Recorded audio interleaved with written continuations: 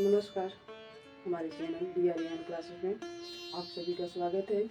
आज का हमारा चर्चा का विषय है वाक्य। वाक्य क्या होते हैं और कितने प्रकार के होते हैं। रचना के आधार पर वाक्य को 3 भागों में बांटा गया है।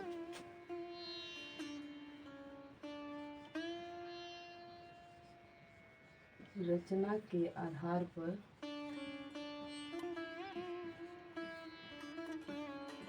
वाक्य को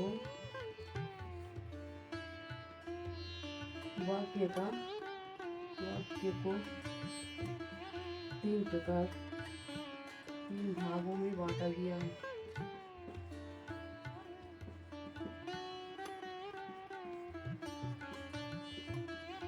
पहला है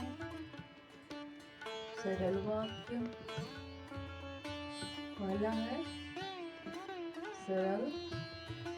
वाक्य। और दूसरा है संयुक्त वाक्य।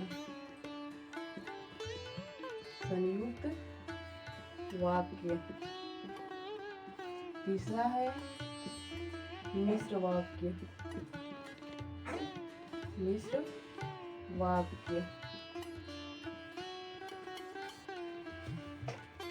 तो सबसे पहले हम सरल वाक्य पर ही बात करेंगे। पहला जो है, जो वाक्य सरल, आसान, सिंपल होते हैं उसे हम सरल वाक्य कहते हैं। जैसे उदाहरण के लिए ले लेते हैं, जिसमें एक और इसका उदाहरण है या एक और नियम है। इसमें एक कर्ता और क्रिया एक होता है। जिस वाक्य में कर्ता एक और क्रिया भी एक होता है तो उसे हम सरल वाक्य कहते हैं। जैसे उदाहरण के लिए ले लेते हैं, सीता गाती है।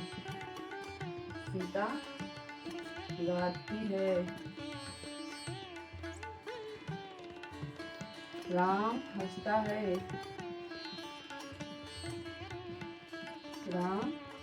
हंसता है। इसमें क्रिया भी एक है और कर्ता भी एक है और क्रिया भी एक है। कर्ता भी एक है और क्रिया भी एक है। तो इसमें यह वाक्य सरल हो जाएगी। ये वाक्य सरल वाक्य में आएगा। जैसे जिसमें क्रिया और कर्ता और क्रिया एक हो, वह वाक्य सरल वाक्य होती है।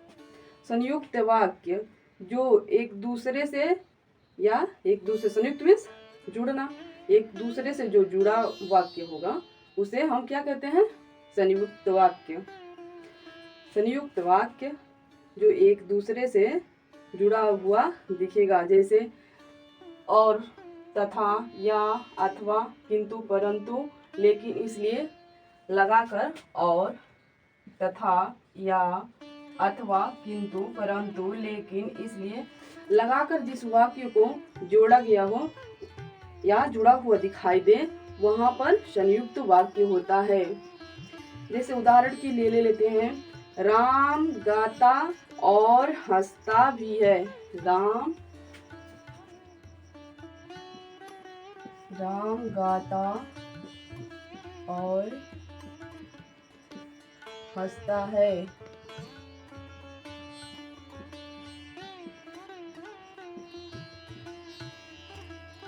राम गाता और हंसता है। किससे जुड़ गया? और से। बीच में क्या गया? और। ये क्या हो गया? संयुक्त वाक्य। जो जिस वाक्य में और, तथा, या, अथवा, किंतु, परंतु, लेकिन, इसलिए लगाकर जोड़ा गया होगा वहां पर संयुक्त वाक्य होता है। एक और उदाहरण ले लेते हैं, मोहन मेहनत करता है इसलिए प्रथम आता है। मोहन मेहनत करता है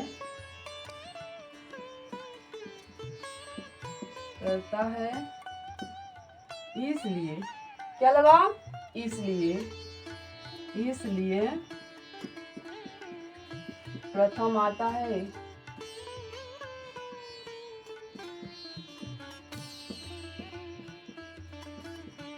इसमें क्या लगा, इसलिए लगाकर इस वाक्य को जोड़ा गया है।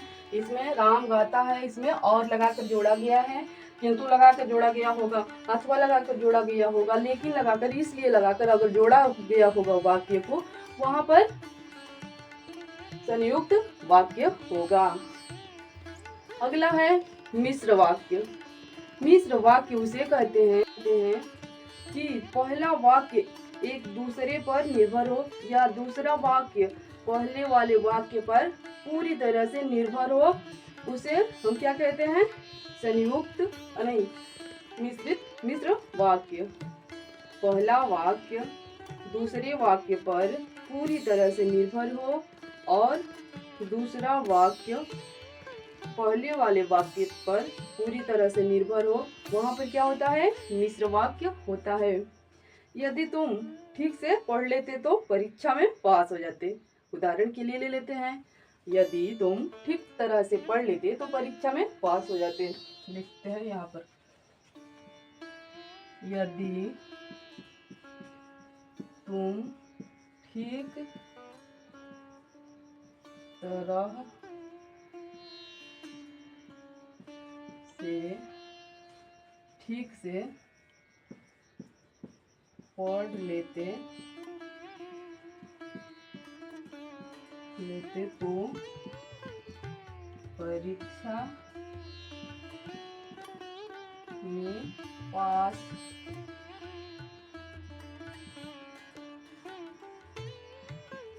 हो जाते। यदि तुम ठीक तरह से, और एक चीज होता है वहां पर जहां पर, जैसे यदि तुम ठीक तरह से पढ़ लेते तो हालांकि यहाँ पर कोमा लगा देते हैं, और यदि तुम ठीक तरह से पढ़ लेते तो परीक्षा में पास हो जाते।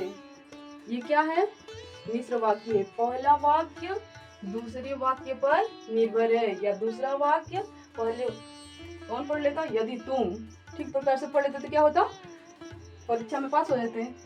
अगर ठीक तरह से नहीं पढ़े तो परीक्षा में नहीं पास हुए। एक दूसरे पर यह वाक्य डिपेंड कर रहा है या एक दूसरे पर निर्भर है। यहाँ पर क्या होगा, ये मिश्र वाक्य हो जाएगा, ये हमारा मिश्र वाक्य हो जाएगा। एक और आप लोगों को उदाहरण में बता देती हूँ, जिसमें तीनों वाक्य का उदाहरण एक ही साथ बनेंगे। जैसे नेताजी के आते ही सभी लोग खड़े हो गए। नेताजी के आते ही सभी लोग खड़े हो गए। पहला है, नेताजी के आते ही सभी लोग खड़े हो गए। ये क्या हो गया, ये सरल वाक्य हो गया। और दूसरा, नेताजी आए और सभी लोग खड़े हो गए, इसमें क्या लग गया, और लग गया, तो ये क्या होगा, संयुक्त वाक्य हो जाएगा। नेताजी आए, दूसरा होगा नेताजी आए और जहां लगा और, तथा, या, अथवा, किंतु, परंतु, लेकिन, इसलिए अगर लगा तो वो क्या हो जाएगा, संयुक्त वाक्य वहां पर होगा। यहाँ क्या, नेताजी आए और सभी लोग खड़े हो गए।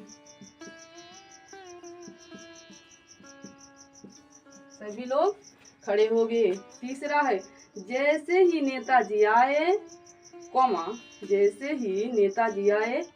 लगाएंगे तो सभी लोग खड़े हो गए। तीसरा है, जैसे ही नेताजी आए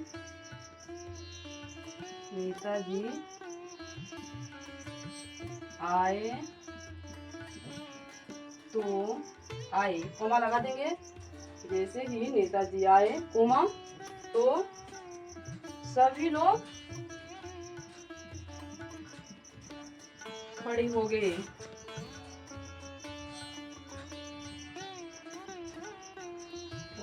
गए, सभी लोग खड़े हो गए। यहाँ पर क्या हो जाएगा, मिश्र वाक्य। यह कौन सी वाक्य है, मिश्र वाक्य, क्योंकि इसमें तो लगाकर जोड़ा गया है। जहाँ पर जैसे तैसे, ज्यों ही त्यों ही, यदि यद्यपि, तो तथापि ऐसे शब्द लगाकर जिस वाक्य को जोड़ा गया होता है वहां पर क्या होता है, मिश्र वाक्य होता है। इसे समझने के बाद बहुत से ऐसे वाक्य आप सभी को पढ़ना और संयुक्त से सरल, संयुक्त को मिश्र से सरल से संयुक्त को और संयुक्त को मिश्र से रूपांतरित करना होगा। आप इसको निरंतर प्रयास करें। प्रयास करने के बाद आशा करती हूँ कि आपको ये वाक्य के बारे में अच्छी जानकारी मिल गई होगी, आप अच्छे से इसे समझ गए होंगे। अगर आपको अच्छी तरह से समझ में आ गया हो, अगर कोई दूसरा प्रश्न हो आपको पूछना, तो आप टिप्पणी बॉक्स में या टिप्पणी बॉक्स में कमेंट कर या कमेंट बॉक्स में लिखकर हमसे पूछ सकते हैं।